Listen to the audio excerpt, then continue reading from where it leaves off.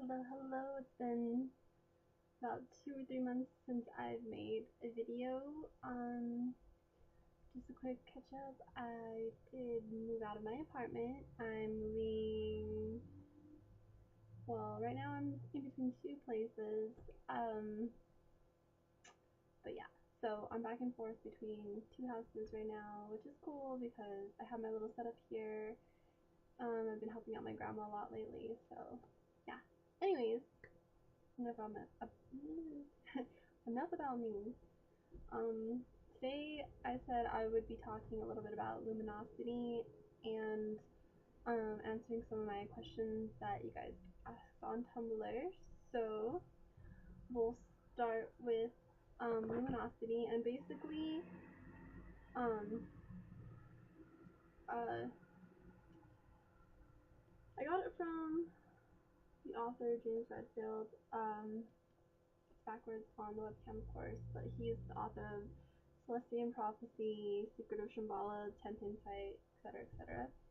And I've actually been reading a little bit of his book, The Celestian Vision, and basically it's like a summary kind of thing, like a type thing of all of his books that came out before the 11th Insight. So, 10th Insight, Celestian Prophecy, and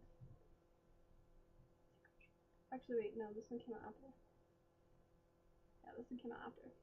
But anyways, luminosity is basically, okay, how can I explain this in simple terms? Okay, so luminosity is basically if you're at a crossroads in life, figuratively or actually, um, say you're at a crossroads, or say you're walking into a restaurant or into a bookstore, into a say into a forest or a place by the river or something. And when you're there, you usually, go by your, just wherever you think you feel drawn to. Well, luminosity is taking that and applying. Let's see, okay.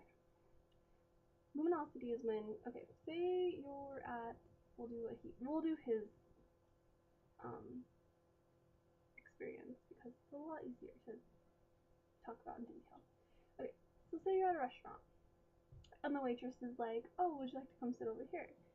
But you feel more inclined to sit, say, by the window, by a certain group of people.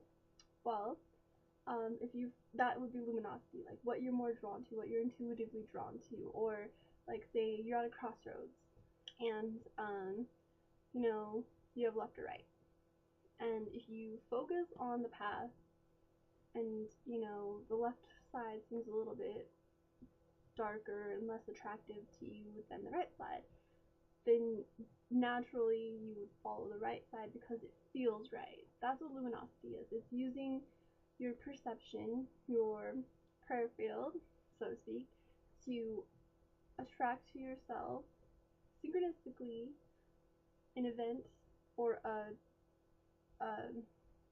spot, just something that it calls out to you. So say you're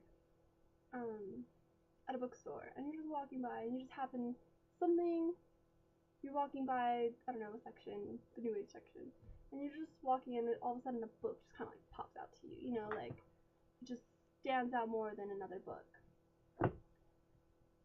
That is luminosity. So if you are trying to attract more synchronicity to your life, consider that a synchronicity, a synchronistic event, and say, so you have these 3 books, and this one just happens to pop out at you a little bit more than the other ones. It's up to you, because you have the choice, things can interfere with free will. You have the choice to either take it or leave it, and most of the time,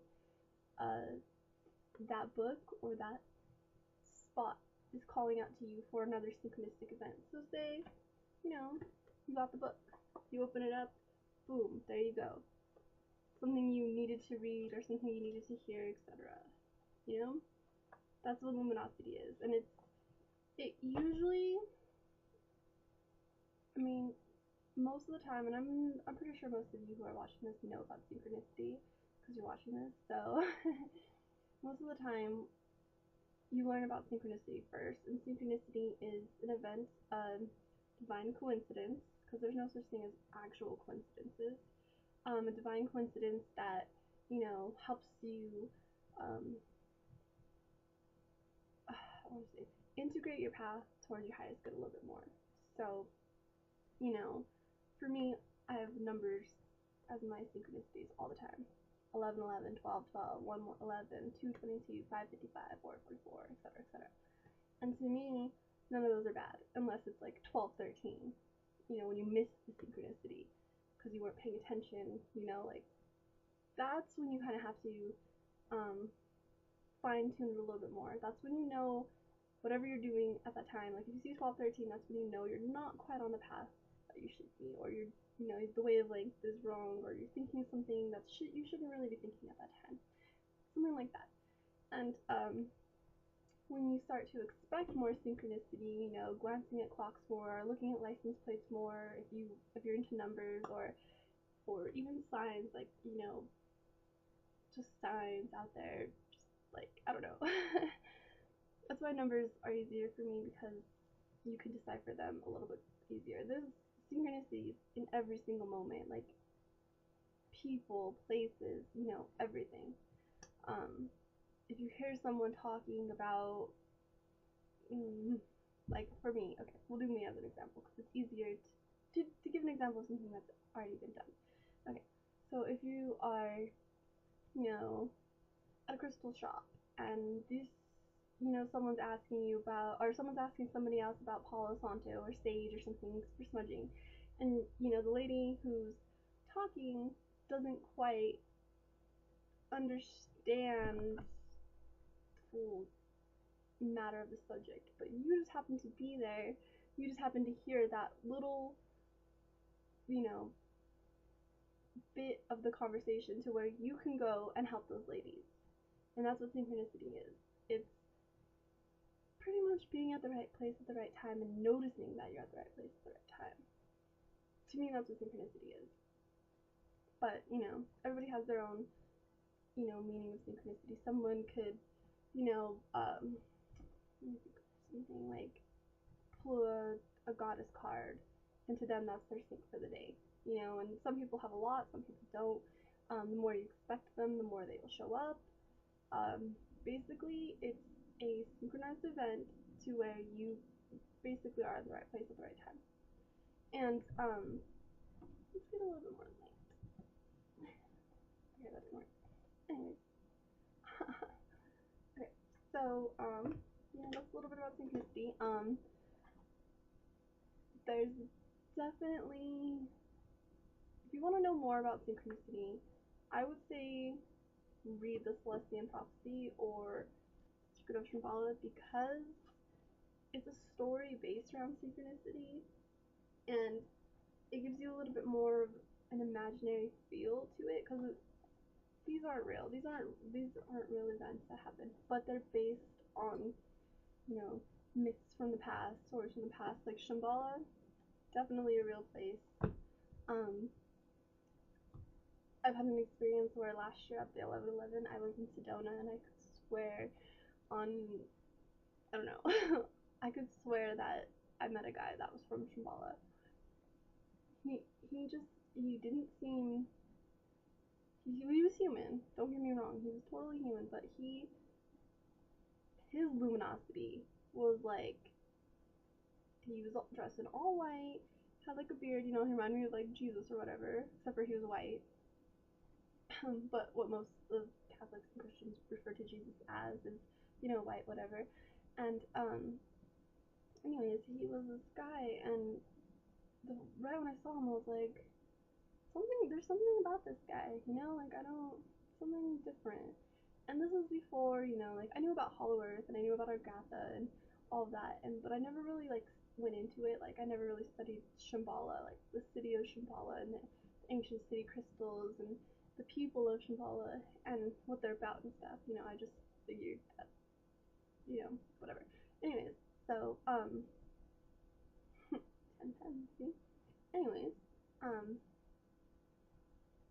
this guy, he was very, his aura was just so beautiful and bright and strong, like, you know, he glowed. And I don't mean like he was like neon glowing, like he had like an aura that just was so luminescent, it was so beautiful. It was just like, this guy is not from England like he says he's from, and he didn't even have an English accent. He was like, I don't know, different. But yeah, and I swear he's from Shambhala, because like, I don't know, I had an intuition, and then after I met him, ever since then, it's been Shambhala, Shambhala, Shambhala, Sedona, Shambhala, and then now in this new book that I'm reading, the next book in the series is based in Sedona. So I'm kind of excited to read it. I haven't read it. I don't know what it's about yet, so I'm not gonna ruin anybody's story or whatever. But yeah, yeah. So that's about it about luminosity. So we'll just say it sticks out more than the rest. If it glows, if it has like a weird vibe, you know, if you feel like you should look through it, and you know, sometimes synchronicity happens like this.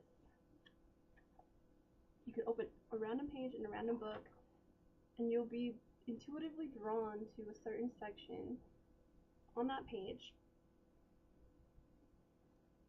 and it'll be a sync, it'll be a synchronicity to help you further your path spiritually, which is really cool. And then once you start getting actual synchronicities instead of just going by my word, once you start actually getting, you know, the syncs and confirmation of synchronicity, then you will know that it's not just some, you know, airy, you know, new age mumbo jumbo, whatever the fuck you want to call it. Ooh. That was bad. Okay. Anyway, so yeah, that's about it. Continue my series, my vlogging tomorrow. I just got a new webcam. I don't think I like it. I feel like it's too blurry for my liking, so I might go exchange this for another one. But yeah, I hope you guys like this, and if you guys have any more questions about luminosity, synchronicity, stuff like that, just feel free to write it in my ask box or my comment box or whatever. I don't tolerate rude comments, of course, you guys know that, but just reminding you guys, many blessings, namaste, and have a good one.